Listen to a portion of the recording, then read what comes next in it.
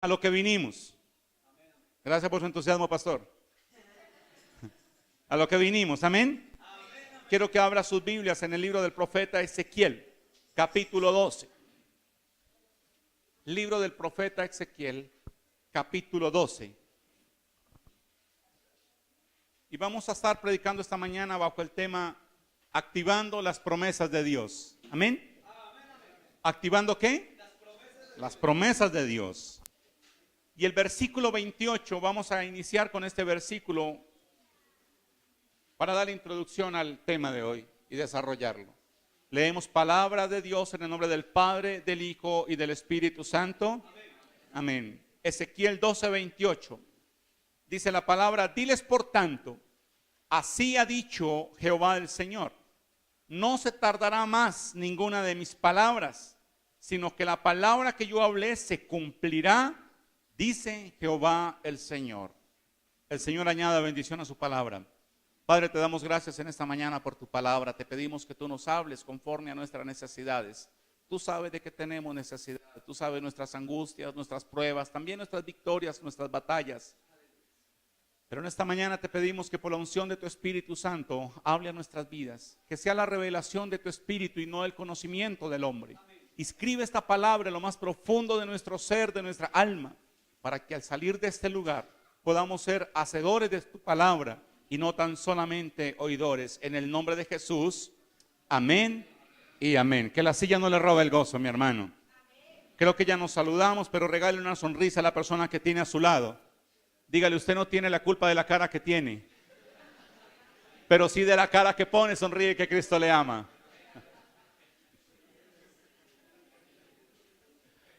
Bien, póngase cómodo. Las promesas de Dios.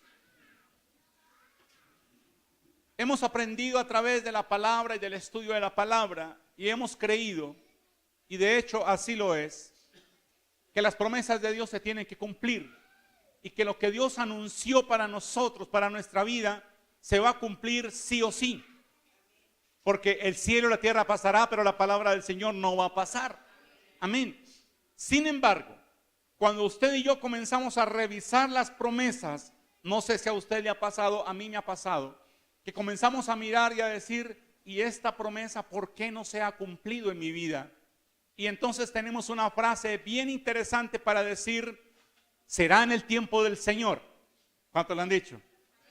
La pregunta es: el Señor no tiene tiempo, porque el Señor es eterno.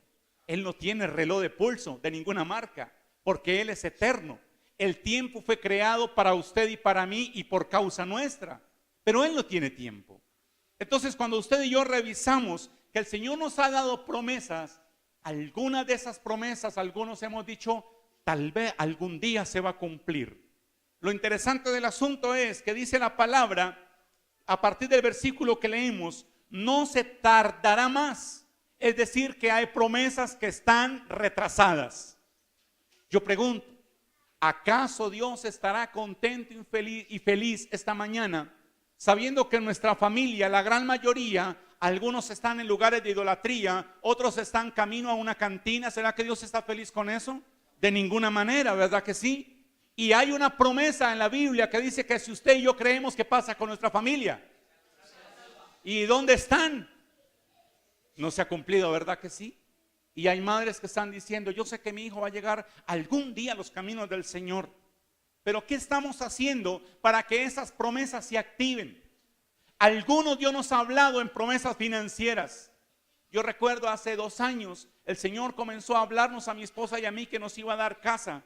Y durante 1 año el Señor nos dio palabra por 5 personas diferentes. Un argentino, uno de Estados Unidos, gente de Ecuador, gente de Colombia. Ninguno se conoce entre ellos, pero Dios nos dio la palabra. Y yo dije: al Señor ya dio la palabra, no hay ningún problema.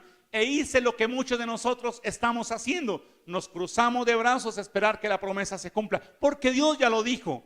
Y yo me puse a pensar el año pasado, yo le dije: Señor, mi casa todavía no ha llegado. ¿Tú estás feliz que yo esté pagando arriendo todos los meses? Cada día me pasan los años. Y entonces, ¿cuántos años voy a disfrutar de la casa que tú me diste? Si tú dijiste que yo iba a vivir 60 años, me faltan muy poquitos y cada día me faltan menos días. Yo quiero disfrutar de lo que tú me has dado. Y alguien estará diciendo: Señor, yo he pedido una esposa, he pedido un esposo, pero Señor, no ha llegado esa promesa todavía y tú ya lo prometiste. Alguien tiene un llamado al ministerio y está diciendo: Señor, tú me has llamado a predicar tu palabra y yo sé que algún día voy a predicar tu palabra. ¿Tú no crees que el Señor está interesado en que tú prediques la palabra ya? Cuando la palabra dice que la mies es mucha y los obreros son pocos. Obreros hay muchos, pero algunos indignos. Algunos que predican por negocio, otros que predican por conveniencia, pero que prediquen la palabra como Dios la dejó establecida. Hay muy poco realmente. Jesús no se preocupó por la gente de afuera tanto como se preocupó por la gente de adentro. Cuando Él dice: pedid obreros al Señor de la mies representa a la iglesia. Está diciendo: necesitamos hombres y mujeres que prediquen dentro de la iglesia.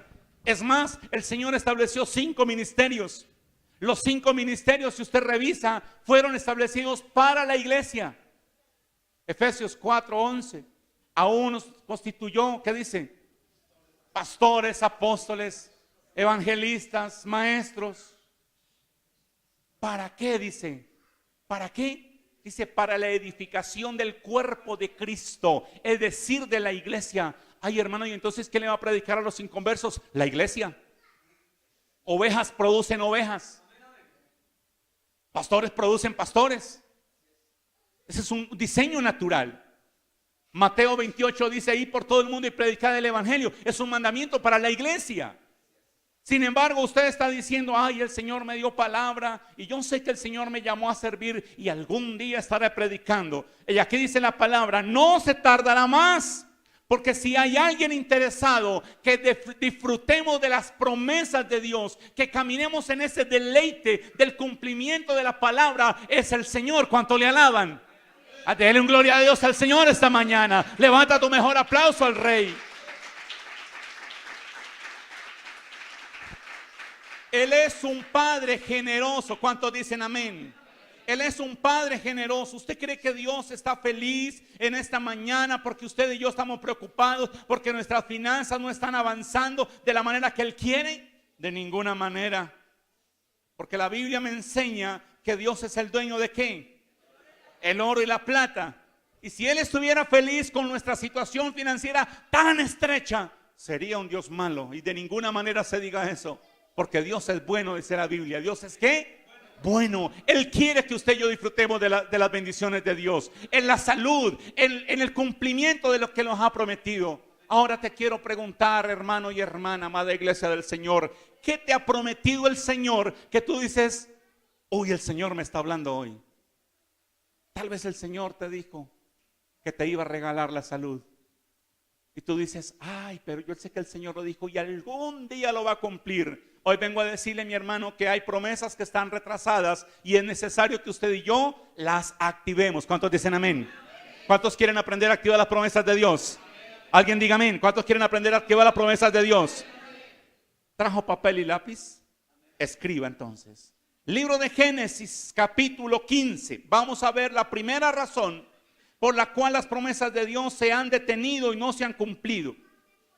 Libro de Génesis, capítulo 15. Usted encuentra una historia bien interesante allí con un hombre llamado Abraham. Y Dios le dice: bueno, va a nacer una nación de ti, de tus lomos va a salir una nación tan grande como las estrellas, no va a poder ser contada. Y este hombre se pone feliz porque hay una promesa. ¿Cuántos están felices con las promesas de Dios? Trae alegría, trae gozo, trae esperanza, nos mantiene, nos sostiene. En el momento de la lucha, de la dificultad, cuando a veces nos levantamos y decimos: vale la pena ser vituperado, ser perseguido, vale la pena tanta dificultad. Amén, porque hay promesas de Dios que nos sostienen, amén. Y es la esperanza que van a cambiar las cosas porque Dios lo ha prometido. Y eso es lo que vive Abraham.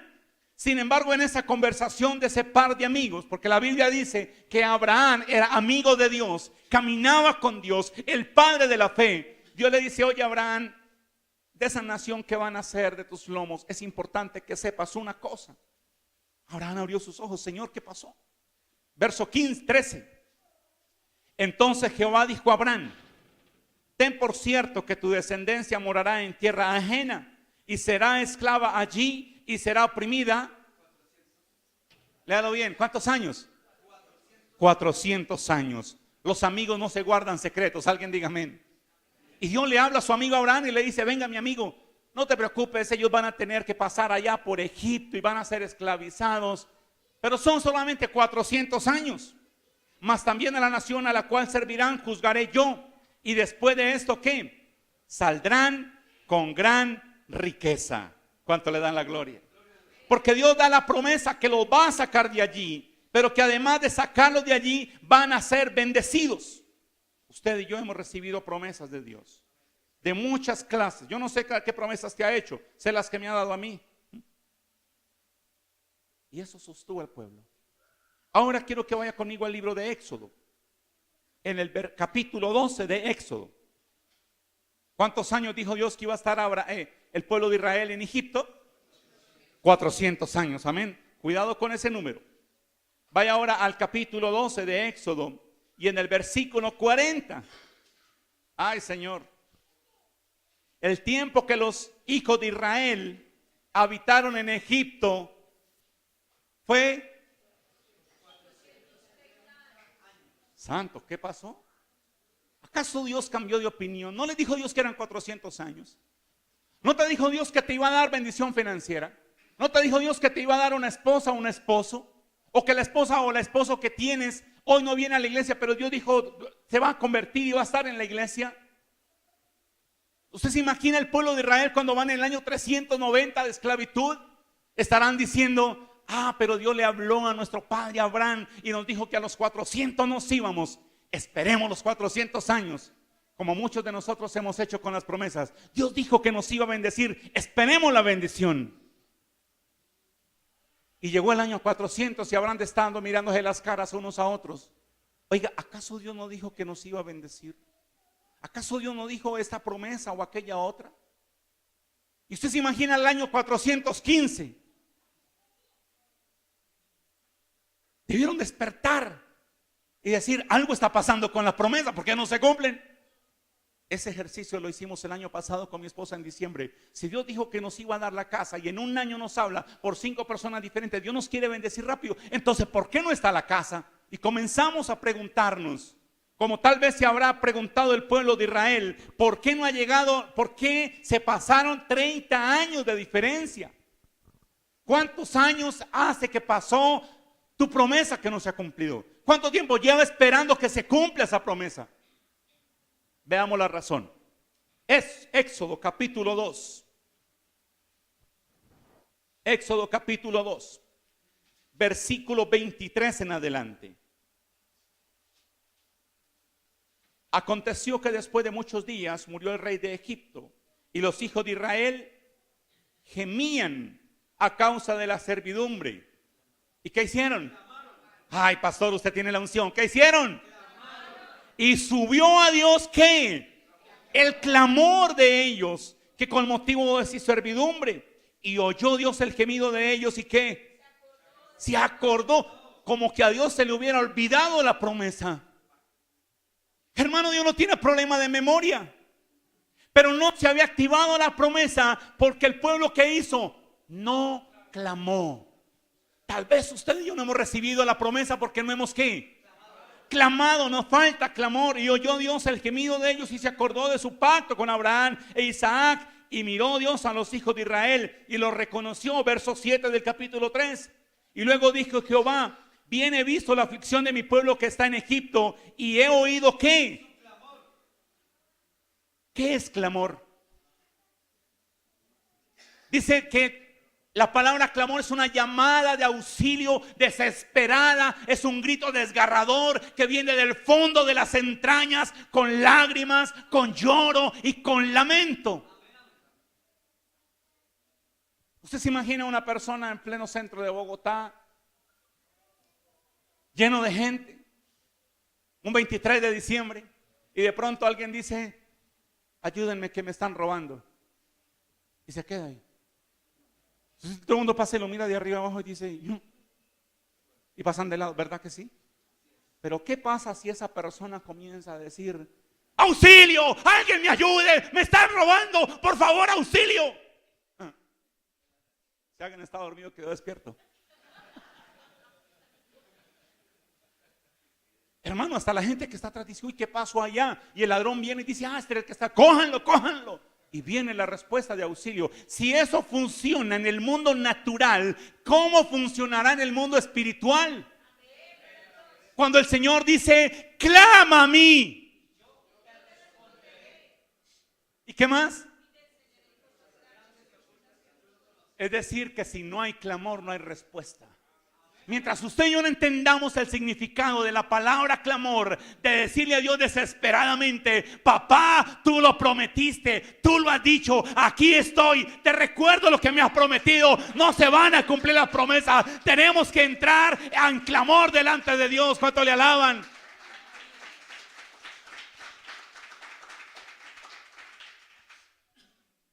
No me levante la mano y no quiero que me digan amén. Pero ¿cuántos de nosotros nos levantamos a las 3 de la mañana a estar una hora en la presencia del Señor diciéndole, papá, mi familia se está perdiendo, Señor, por favor, pon la palabra en mi boca, envíales a alguien, Señor, que no se pierdan, papá, pero tú lo prometiste, Señor. ¿Cuántos estamos clamando? ¿Cuántos estamos clamando por las finanzas? ¿Cuántos estamos clamando por la conversión de un ser querido? Porque nos hemos acostumbrado a la situación.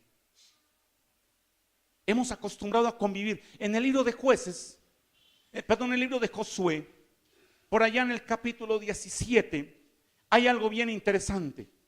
Capítulo 17, miren lo que pasó, verso 12. Dice, mas los hijos de Manasés, ¿qué pasó? Dice, no pudieron arrojar a los de aquellas ciudades, y el cananeo persistió en habitar en aquella tierra. Pero cuando los hijos de Israel fueron lo suficientemente fuertes, hicieron tributario al cananeo, mas no lo arrojaron. Aquí hay dos cosas importantes. Número uno, dice que Manasés, la tribu de Manasés, ¿qué hizo? No pudo echar a los enemigos de la tierra que iban a conquistar. Dios les dijo, aquí hay un territorio, es una tierra que fluye leche y miel, esta es para ustedes. Y cuando llegaron los de Manasés dijeron, no son muchos, son muy grandes, mejor convivamos con ellos. Como nos ha pasado a más de uno de nosotros. Ay, no, es que salí de esta pobreza, yo pobre nací, pobre me voy a morir. Y aprendimos a convivir con la pobreza. ¿Y usted cree que la pobreza realmente es de Dios? De ninguna manera. La angustia por las finanzas, la angustia porque, usted sabe, abrimos la alacena y dice, ¿y mañana qué? Hemos aprendido a convivir con el enemigo. Y eso fue lo que le pasó a Manasés. Y este pueblo no clamaba y aprendió y dijo, bueno, para arreglar el problema pongámonos a que tributen algo y con eso solucionamos el problema. Y a muchos nos ha pasado lo mismo. Hemos aprendido a vivir con la enfermedad. Hemos aprendido a vivir con la pobreza. Hemos aprendido a vivir con la ilusión de que algún día. Y mientras tanto, ¿qué? Estamos cruzados de brazos y no estamos clamando al Señor. Y mientras usted y yo no comencemos a clamar al Dios del cielo, no se podrá activar esa promesa. ¿Cómo es que al pueblo de Israel se le pasan 30 años de más? ¿Cómo es que a usted y a mí se nos están pasando los días y las noches por una promesa que cada día pareciera más lejana? Hace 4 años atrás le dije yo a mi esposa, el Señor nos dijo que nos iba a llevar a las naciones, no conocemos a nadie, no nos han llamado de ninguna parte, ni siquiera tenemos pasaporte, pero comencemos a clamar. Y comenzamos mi esposa, yo, mi hija no había nacido todavía, a clamar en las noches. Nos levantábamos a la madrugada, 2, 3 de la mañana, de la mano del apartamento. Señor, tú dijiste que nos ibas a llevar a las naciones, Padre. Abre puertas en las naciones, abre fronteras, Señor. Pon los recursos en nuestras manos. 1 año y medio después el Señor abrió por primera vez la puerta para ir a Ecuador. ¿Sabe cómo lo hizo? Con un niño de 16 años. Fue la persona que dijo, pastor, venga y nos trae la palabra. Yo dije, pero es un niño santo. Y cuando llegué allá al Ecuador, al terminal, me quedé viéndolo y le dije, ¿tú cuántos años tienes? Me dijo, 16, pastor, y sacó pecho. Y yo dije, Señor, aquí está tu mano, no hay otra razón. ¿Cómo pastores de las iglesias le creen a un niño de 16 años para que lleve un predicador? Un pastor responsable diría, mi hijo, pero es que tú eres un niño, ¿y de dónde lo conoces? ¿Y a quién vas a traer? Es lo que medianamente haría. Pero cuando la mano de Dios está ahí, Dios pone el favor, pone la gracia y la puerta se abre. Alguien alabe al Señor.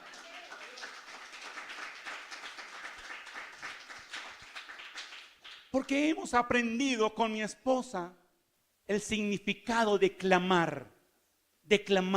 Si usted y yo, iglesia, no desarrollamos ese sentimiento de clamar a Dios, a veces le contamos a los hombres los problemas y los hombres no podemos hacer nada por los problemas de nadie. Pero Dios es todopoderoso. Alguien diga amén. Lo cantábamos, Dios es todopoderoso. Y si Él es todopoderoso, el creador del cielo y de la tierra, no habrá circunstancia que pueda resistir el poder de Dios. A su nombre la gloria. Así que la primera razón por la cual se han retrasado las promesas, no se han cumplido, es porque usted y yo hemos dejado de ¿qué? De clamar. Entonces, a partir de hoy vamos a entrar en un profundo clamor para ver la gloria de Dios. ¿Cuántos dicen amén? ¿Cuántos van a clamar? Veamos la segunda razón rápidamente. Vaya conmigo al libro del profeta Daniel. Aquí le voy a mostrar en dos pasajes esta misma circunstancia. Libro del profeta Daniel, capítulo 10. Vamos a identificar la segunda razón. Dice verso 1, en el año tercero del rey de Ciro, rey de Persia, fue revelada palabra a Daniel, llamado Belsasar. La palabra era verdadera y el conflicto grande, dice. Pero él comprendió la palabra y tuvo inteligencia en la visión. En aquellos días yo, Daniel, estuve afligido por espacio de 3 semanas. Note los tiempos. Daniel dice, 3 semanas estuve afligido. No comí manjar delicado, ni entró en mi boca carne, ni vino, ni mi ungí con ungüento, hasta que se cumplieron 3 semanas. Y el día 24 del mes primero, estaba yo a la orilla del gran río Hiddekel, y alcé mis ojos y miré, y aquí un varón vestido de lino y ceñido sus lomos de oro de Ufaz. Vaya conmigo al verso 11. Me dijo, Daniel, varón muy amado, está atento a las palabras que te hablaré y ponte en pie, porque a ti he sido enviado ahora. ¿Ahora es cuándo? Después de 3 semanas, en el día 24. Amén. Mientras hablaba esto conmigo, me puse en pie temblando. Entonces me dijo Daniel, no temas, porque desde el primer día, ¿desde cuál día? Que dispusiste tu corazón a entender y a humillarte en la presencia de Dios. ¿Qué pasó? Desde el primero. Pero se retrasó 3 semanas la respuesta. ¿Por qué? Es una buena pregunta. ¿Por qué? Daniel entendía el significado de clamar. Daniel clamaba 3 veces al día. Y aunque sacaron leyes para frenar a Daniel, Daniel dijo, no me interesan las leyes, pero yo estoy clamando. Y por eso fue guardada su alma, su cuerpo, su integridad física, porque él sabía clamar. Sin embargo, han pasado 21 días y no ha visto la respuesta. La pregunta es ¿por qué? Amén. Verso 13. Mas el príncipe del reino de Persia, ¿qué hizo? ¿Hubo qué? Oposición. ¿Quién es el príncipe de Persia? El príncipe de Persia es Satanás. El príncipe de Persia representa ejércitos de tinieblas. ¿Usted cree que Satanás está feliz con que usted y yo digamos, el Señor me respondió, le doy la gloria, y la gente vea, diga, ay, Dios sí responde? ¿Usted cree que Satanás está feliz con eso? De ninguna manera. Él quiere hacer lo que está haciendo con muchos de nosotros. La promesa no se ha cumplido. Tal vez Dios se olvidó de mí. ¿Eso yo para qué vuelvo a la iglesia? Si no veo la respuesta. Y Satanás dice, así era que lo quería ver. Y Dios dice, la respuesta ya te la envié, pero hay oposición. Hay guerra espiritual. Lo que tenemos que hacer, es necesario que la iglesia entendamos que usted y yo, amada iglesia, tenemos un mundo natural en el cual nos movemos, caminamos, vivimos y existimos, pero que hay un mundo espiritual que determina también cómo vamos a vivir en el mundo natural. Es un lenguaje espiritual. El lenguaje de Dios, el lenguaje espiritual, el lenguaje del Espíritu Santo, solamente lo entiende la iglesia, los hijos de Dios, aquellos que tenemos la presencia del Espíritu Santo de Dios en nuestras vidas.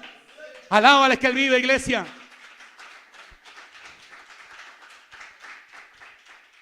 Hermano, camine, vamos a orar por una persona que está endemoniada. Ay, no, que lleven al pastor. Él sí tiene la unción, pero yo con los demonios no me meto. Tranquilo, mi hermano, que los demonios se están metiendo contigo. Estaba predicando en Ecuador y se me acerca una señora al final del culto, me dice, pastor, ¿qué debo hacer con mi hijo? Mi hijo está metido en las drogas y cuando yo pongo las alabanzas en la radio, ese muchacho se levanta furioso y las tengo que apagar. O si yo me meto al cuarto y doblo mis rodillas para orar, ese muchacho se levanta furioso y yo me tengo que levantar. ¿Qué tengo que hacer? Dije, mi hermana, el diablo te metió en la cueva y tú le estás creyendo. Sal de tu cueva. Tú tienes una palabra de autoridad, tienes el poder del Espíritu Santo. Ordénele a estos demonios que liberen a tu hijo, que lo suelten, que lo dejen en paz. Pero muchos de nosotros le tenemos miedo al diablo y decimos, es que el diablo está vencido. Sin embargo, no nos atrevemos a hacer guerra espiritual. Y la iglesia de hoy debemos hacer guerra espiritual. Pablo dedica un capítulo, en el capítulo 6 de Efesios, unos cuantos versículos a hablar de guerra espiritual. Y lo primero que dice allí es estar firmes. Y la palabra que más repite allí es estad firmes. Dice, porque nuestra guerra no es contra las personas, es contra un ejército. Es contra un ejército. No es la vecina que te quiere tirar a la basura y dejar allí para verte. Usted ya sabe cómo. No, no es la vecina, es que hay tinieblas que la están moviendo para que hagan eso. Y muchos de nosotros, en lugar de decir, ahora voy a orar para que mi vecina sea libre, vamos y peleamos con la vecina. Ay, Señor. El día que usted coja la basurita, la recoja en una bolsa, vecina, le faltó más basurita, yo se la voy a recoger. Su vecina va a abrir los ojos. Dice, mi vecina se enloqueció. Claro, es que en usted y en mí está el amor de Cristo. Alguien diga amén. Ese día su vecina va a desarmarse con nosotros. Pero tenemos que entender el lenguaje de la oposición de las tinieblas. Diga guerra espiritual. La iglesia somos el ejército de Dios sobre la faz de la tierra. Alguien diga amén. Usted y yo estamos plantados para hacer guerra a las tinieblas. Alguien diga amén. Pero hagámoslo. Vaya conmigo al libro de Hechos. Le voy a mostrar un segundo ejemplo. Mire lo que pasó acá. Hechos capítulo 15, 16. Dice, encarcelados en Filipos. Y está hablando el apóstol Pablo. Me voy a trasladar al verso 16. Aconteció que mientras íbamos a la oración, ¿para dónde iba Pablo? A la oración. Nos salió al encuentro una muchacha que tenía ¿qué? Espíritu de adivinación, la cual daba gran ganancia a sus amos adivinando. Esa adivinación o ese espíritu de adivinación se llama pitón. Por eso las señoras que leen el tabaco, el cigarrillo, el tinto, se les dicen pitonizas, porque se mueve el espíritu de pitón. El espíritu de pitón es un espíritu de distracción. Escúcheme bien, de distracción. Por eso salía al encuentro de Pablo. Mientras Pablo iba a la oración, salía la muchacha a distraerlo para que no llegara a la oración. Y esta, siguiendo a Pablo y a nosotros, daba voces diciendo, estos hombres son siervos del Dios Altísimo, quienes os anuncian el camino de salvación. Y esto lo hacía por muchos días. ¿Qué pasó? Mas desagradando a Pablo, este se volvió y dijo al Espíritu, te mando en el nombre de Jesucristo que salga de ella. Y salió en aquella misma hora. Pablo dijo, a mí no me va a quitar mi espacio de oración. Muchos de nosotros estamos siendo distraídos cuando venimos a la oración. Usted viene el miércoles a la oración y faltando 5 minuticos sale tu hijo y le dice, mami, mañana tengo que llevar esta tarea y a mí se me olvidó. Y decimos, ay, este muchachito, esta muchachita. Usted sabe lo que le dice. Y muchos dejamos de venir a la iglesia. Y no hemos entendido que realmente está operando un espíritu de distracción para que usted y yo no vengamos a la iglesia. ¿A cuánto no nos ha pasado que el día domingo estamos ya para salir y de repente la prima que hace años no viene y dice, te voy a visitar? Quiero visitarte. Y esa prima ni siquiera es cristiana. Y de repente el pastor llama y le dice, hermanita, ¿no viniste el domingo? Ay, sí, pastor, es que la prima que hacía días no venía, vino a visitarme y pues tenía que atenderla. Y te perdiste la bendición de venir a la iglesia. Porque Pitón está operando para poner distracción. Algunos de nosotros nos quedamos en las noches en la casa viendo la tele, un buen reality y lo que está pasando y no le dedicamos tiempo al Señor. Distracción. ¿Quién está operando? Pitón. La serpiente de Pitón, a diferencia de otras serpientes, la mayoría de serpientes muerden, sueltan su veneno y ahí sí neutralizan a su presa. Pitón opera de manera diferente. Ella se acerca a su presa, comienza a rodearlo, a rodearlo, a rodearlo, hasta que lo tiene completamente rodeado. Ahí va a hacer uso de su fuerza para aniquilar a su víctima. Satanás está poniendo hilos de distracción.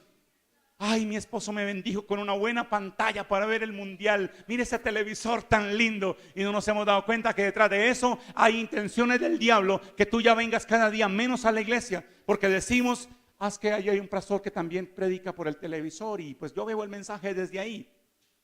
¿Cuánto no hemos escuchado eso? Cuando la Biblia dice, y no dejando de congregarnos como algunos tienen por costumbre. Porque tenemos que entender que el diablo está interesado y va a poner distracción. Pero escúcheme bien, cuando hay una mujer que se levanta a hacer guerra espiritual. Yo pensé que hermanas iban a decir amén. Cuando hay una mujer que se levanta a decir, yo tengo el poder del Espíritu Santo, voy a hacer guerra espiritual, voy a pelear por mi hijo en la droga, voy a pelear por mi esposo, voy a pelear por mi familia. Ese día se levanta una guerrera, un guerrero que va a hacer que toda oposición se disperse y se vaya en el nombre de Jesús. A su nombre la gloria. A su nombre la gloria. Hacer guerra espiritual. Usted y yo somos el ejército de Dios. Pero tenemos que entender que tenemos que hacer guerra espiritual. Mientras estemos en este mundo, en este cuerpo mortal con limitaciones, el poder del Espíritu Santo está con nosotros para que usted y yo entendamos ese lenguaje espiritual. A su nombre. La primera causa, ¿cuál fue? Clamor. Dígalo duro, clamor. La segunda, guerra espiritual. Porque hay oposición. Hay oposición. Vamos entendiendo hasta ahí. Vamos a ver la tercera. Vaya conmigo al libro de Samuel. Segundo libro de Samuel. Rápidamente, capítulo 21. Dice, hubo hambre en los días de David por 3 años consecutivos. Esto comenzó muy mal aquí. Comenzó tremendo el tema. 3 años consecutivos con hambre. Y está hablando de David, en los días de David. El hombre el cual Dios dijo, hará lo que yo quiera. El hombre con el cual se expresa Dios, en un hombre con el corazón conforme a Dios. Pero hay hambre. Y está hablando del pueblo de Israel que ya está en la tierra prometida. La tierra que Dios les dijo, fluye leche y miel, pero hay hambre. La pregunta es, ¿algo pasó? Y David, que es un hombre entendido, que es un hombre que ama la presencia de Dios, dice David consultó a Jehová y Jehová le dijo, es por causa de Saúl y por aquella casa de sangre, por cuanto mató a los gabaonitas. David está bien, David no tiene ningún problema. Pero cuando va a la presencia de Dios le dice, lo que pasa es que Saúl, cuando Saúl se da cuenta que el heredero al trono ya no es Jonathan, quien tendría el derecho legal, sino que Dios decidió cambiar por el pecado de Saúl el trono a manos de David, lo primero que hace Saúl es entrar en celos y pierde la visión. Y dice, ese tal Saúl lo tenemos que matar. Y si tenemos que acabar con los gabaonitas, vamos a acabar con ellos, pero a mí David no se me escapa.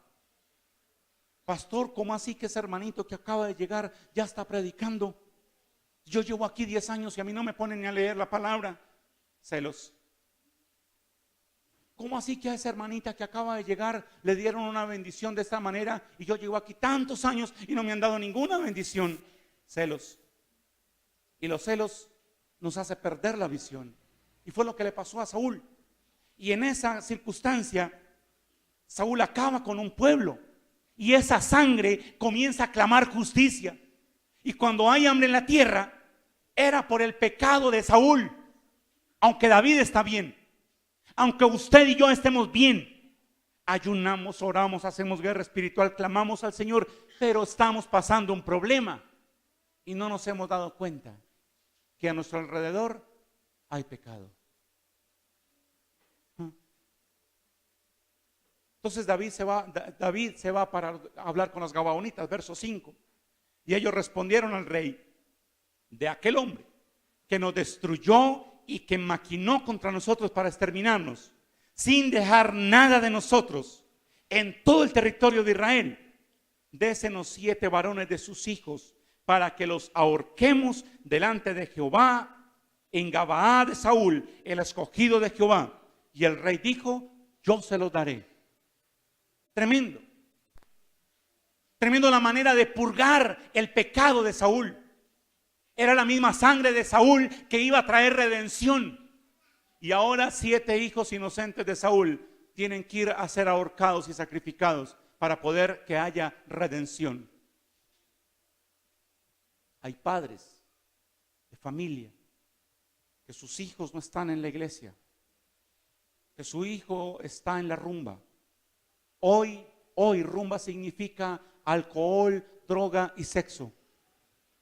Que su hijo se queda hasta la madrugada en la internet, lo más probable viendo pornografía y teniendo conversaciones que no agradan a Dios, y están en nuestras casas.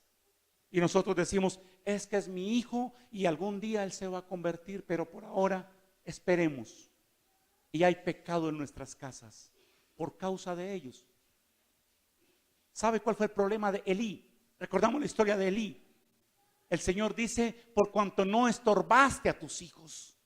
¿Dónde está tu autoridad, papá? ¿Dónde está tu autoridad, mamá? Que le dice a tu hijo: ven acá, hijo, mira, yo te amo mucho, pero de estas puertas para adentro tenemos que aplicar un versículo que dice la Biblia: mi casa y yo serviremos a Jehová. Así que, hijo, tú vas a caminar conmigo. Aunque no quieras, vas a ir a la iglesia. Aunque no quieras, vas a orar conmigo. Aunque no quieras, vas a leer la palabra. Vas a saber qué dice la Biblia. Pero muchos de nosotros no estamos estorbando a nuestros hijos. Y háblese de estorbar, predicarles la palabra, decirles lo que la Biblia dice. Pero usted y yo tenemos que ser modelo para ellos. Hay pecado. Y ni hablar. Cuando de repente, y esto me pasó en Ecuador, me llamó la atención. Una familia pastoral tiene el cuarto de sus hijos, pero de repente hay una prima, siempre las primas, los va a visitar. Pero esa prima vive con el novio, no se han casado. ¿Usted sabe qué significa eso? No van a la iglesia, ni siquiera cuando visita a la familia pastoral. Dice: no, mientras ustedes van al culto, nosotros estamos aquí en el cuarto y los esperamos acá. Y el pastor, muy atento, como muchos de nosotros con la prima, le dejó la cama de su hijo. ¿Qué trae esa prima con ese novio a la cama del hijo del pastor? Carne, adulterio, fornicación, contiendas, porque son hijos del diablo hasta que no se arrepientan. Y de repente el pastor observa que su hijo comienza a entrar, un niño de 7 años, 8 años, en etapa de rebeldía. Cuando predicamos este tema, el pastor se rasca la cabeza y dice: a partir de hoy, si mi prima me viene a visitar, tendrá que quedarse en un colchón por allá en otro lado, pero la cama de mi hijo no más, porque se contamina el ambiente. A veces usted y yo recibimos familia en nuestras casas. La familia dice: no, pero yo sé que usted no toma, pero yo sí me tomo una para la sed. Y termina nuestra casa convertida, ya sabe. Y hemos sido tolerantes con nuestro espacio. Le voy a dar un ejemplo para terminar. Libro de Josué, capítulo 7. Dice la Biblia que Josué tiene que mandar a su ejército a la guerra contra un pueblo llamado Jai. Y cuando José esperaba que su ejército ganara la victoria y volviera con la conquista, salieron acobardados y perdieron más de 3,000 hombres. Entonces José viene a la presencia de Dios, verso 7. Y Josué dijo: Señor Jehová, ¿por qué hiciste pasar a este pueblo el Jordán para entregarnos en las manos de los amorreos para que nos destruyan? Ojalá nos hubiésemos quedado al otro lado del Jordán. Mira el reclamo de Josué. Señor, ¿qué diré? Y qué, ya que Israel ha vuelto la espalda delante de sus enemigos. Porque los cananeos y todos los moradores de la tierra oirán y nos rodearán y nos borrarán nuestro nombre de sobre la tierra. Entonces, ¿qué harás tú a tu grande nombre? Mira el reclamo que hace el hombre Josué. Pero la respuesta de Dios, verso 10. Y Jehová dijo a Josué: levántate, ¿por qué te postras sobre tu rostro? Israel, ¿qué? Por eso han perdido la batalla. Y si usted sigue leyendo todo el capítulo, hay un hombre que se llama Acán. Acán, cuando va al pueblo a la conquista, se trae un pocotón de tesoros, unas carpas, unas copas, va a su tienda, cava un hueco y las mete allá. Dice: aquí está mi tesoro, guardemos, y aquí no ha pasado nada. Y comienza el pueblo a perder la batalla. Por eso muchas bendiciones se han detenido en nuestra casa. Alguien trajo pecado, ni siquiera fuimos usted y yo, pero alguien trajo a nuestra casa pecado que no hemos confesado delante de Dios. Porque la Biblia dice que si algún pecado, ¿qué? Él es fiel y justo para perdonar. Pero el pecado necesita reconocer, el pecado necesita confesión, el pecado necesita arrepentimiento. Es decir, no volverlo a hacer. Y ese pecado, ese florerito, está en nuestra casa, bien adornadito, con flores encima. Y usted y yo estamos como si nada se estuviera pasando. Hay pecado en nuestra casa. Y las bendiciones de Dios están detenidas. ¿Cuál es la tercera razón? El pecado de otros en nuestra casa. El pecado de otros en nuestra casa. Volvamos a revisar. La primera causa, ¿cuál era? Clamor, dígalo fuerte. La segunda. La tercera. Pecado. Pecado oculto. Pecado oculto. Usted sabe qué páginas están viendo nuestros hijos por la internet o en el celular. Santo, yo no sé por qué el Señor pone esa palabra ahorita. ¿Usted se ha preguntado? Tal vez usted dice: hay pastores que yo no sé el computador cómo funciona ni nada. Bueno, le va a tocar que haga un cursito para mirar qué es lo que tu hijo es por internet. Eso es fácil, ver las páginas de internet. Llame a un ingeniero de sistemas y dígale: oigan, yo quiero ver qué páginas se han abierto aquí en los últimos 15 días. El ingeniero hace tin, tin, tin, tin, tin. Mire, ahí están todas. Y te vas a dar cuenta qué páginas abren. En el historial, te das cuenta. Pero eso está trayendo pecado a nuestras casas. Y por causa de ese pecado, no hemos visto las promesas de Dios que se estén cumpliendo en nuestra casa. Por eso es necesario que usted y yo, amada iglesia, entendamos, número uno, por qué se están deteniendo las promesas. Y sé que el Espíritu Santo te ha hablado esta mañana. Tal vez usted y yo no hemos clamado con la intensidad que deberíamos clamar. Tal vez usted y yo no nos hemos levantado a hacer guerra espiritual. O tal vez usted y yo estamos siendo permisivos con el pecado de otras personas en nuestra casa, ni siquiera el tuyo y el mío. Porque usted y yo venimos delante de Dios: Señor, te fallé, perdóname, Señor, limpia mi pecado. Confesamos nuestro pecado, ayunamos, oramos, nos arrepentimos delante de Dios. Pero hay otro que está trayendo el pecado a nuestra casa y usted y yo decimos: Señor, yo sé que Él se va a arrepentir. ¿Y el pecado qué? Está en nuestra casa. Y tenemos que hablar con esa persona. Si es el esposo que todavía no está en los caminos del Señor, con amor: amor, yo te amo mucho, tú eres mi esposo, tú eres el padre de mis hijos. Ven, vamos a leer lo que dice la Biblia. Dice que los borrachos no heredarán el reino de Dios. Tú estás leyendo lo que dice acá. Ven y leemos. Y le hablamos con amor. No vamos a entrar con una contienda ya. Es que si usted se sigue emborrachando nos separamos. La Biblia no dice eso. Pero sí hablarle con amor. Pero tenemos que hablar. Pero además de eso, usted y yo que conocemos la palabra de Dios, tenemos que venir al hogar secreto a decirle: Señor, como decía Nehemías. Nehemías está a cientos de kilómetros de Jerusalén.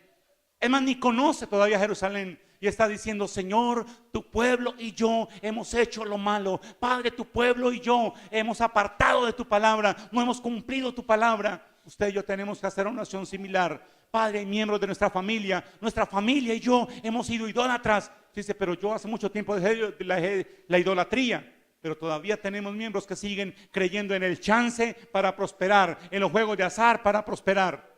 Eso no es de Dios. Voy a invitarle a que cierre sus ojos ahí donde está. Inclina tu rostro.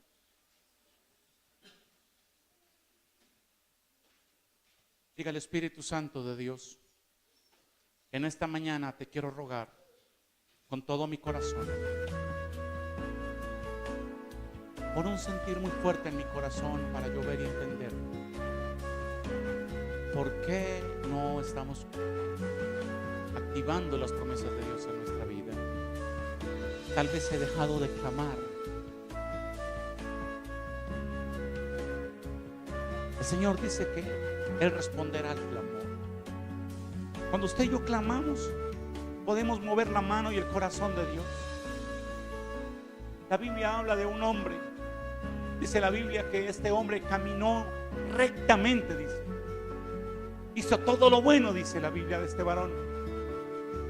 Pero cualquier día viene el profeta Isaías de parte de Dios y le dice el profeta: ciertamente vas a morir, arregla tu casa. Y dice la Biblia que este hombre volteó su rostro a la pared y le dijo: Señor, yo he caminado tu camino, he hecho lo bueno delante de tus ojos. Y dice la Biblia que cuando el profeta venía en el patio de su casa, el Señor le habla y le dice: devuélvete y dile a este varón que le doy 15 años más de vida. Ese hombre se llamaba el rey Ezequías. Dios añadió 15 años. Dios cambió su sentencia. Cuando hay clamor, si usted y yo entendemos ese principio de clamar, o tal vez usted y yo necesitamos entender que tenemos que hacer guerra espiritual, porque usted y yo formamos parte del ejército de Dios sobre la faz de la tierra. Pero tenemos que tomarnos en serio la guerra contra las tinieblas. Nuestros jóvenes no podrán seguir siendo más presa del enemigo en la pornografía, en la fornicación, en la lascivia, en las drogas. Cuando hay un padre y una madre que se levanta a hacer guerra espiritual, a ordenarle en el nombre de Jesús a todo poder de tinieblas que suelte tu familia, tus hijos, tu bendición. Usted y yo no podemos seguir cruzados de brazos cuando sabemos que hay miembros de nuestra familia que viven bajo nuestro techo, que no caminan en obediencia a la palabra. Hoy es un buen día para decir: Señor, aquí estoy. Por eso quiero invitarle que te pongas en pie. Deja tu Biblia ahí atrás. Pero no abras tus ojos, no pierdas tu comunión con el Señor. Y vamos a decirle al Señor primeramente, como dijo Nehemías: Señor, mi familia y yo hemos pecado, hemos hecho lo malo delante de tus ojos. Y tú sabes qué pecado ha habido en tu casa, que aunque tú no lo has traído, alguien sí lo ha traído. Y yo quiero que tú le digas al Señor en esta mañana cuál es. Dígale: Señor, a mi casa ha entrado el alcohol, a mi casa ha entrado la pornografía, a mi casa han entrado otros vicios, a mi casa ha entrado las contiendas, los celos, la ira. Hoy vengo a confesar delante de ti mi pecado y el pecado de mi familia. Hoy vengo a decirte, Señor, perdona el pecado en mi casa. Perdona el pecado que ha traído mi madre, mi padre, mi hermano, mi hijo. Vamos, confiesa delante del Señor el pecado y dígale: Señor, hoy te clamo en el nombre de Jesús, por la sangre de tu Hijo derramada en la cruz del Calvario. Limpia mi casa de todo pecado, Señor. Hoy me pongo a cuentas contigo, papá, y te quiero decir: limpia mi casa en el nombre de Jesús. Limpia mi casa en el nombre de Jesús. Vamos, confiesa delante del Señor. Vamos, regáleme 2 minutos esta mañana para confesar delante de Dios vivo. Padre, perdona, Señor, perdona, Señor. Mira nuestra casa, Señor. Que tu presencia habite en mi hogar, que tu presencia more en mi casa. De rincón a rincón, de pared a pared, de piso a techo, Señor, sea tu presencia, Señor. Y con tu presencia echa fuera todo pecado. En el nombre de Jesús de Nazaret. Trae redención a mi casa hoy. En el nombre de Jesús. En el nombre de Jesús.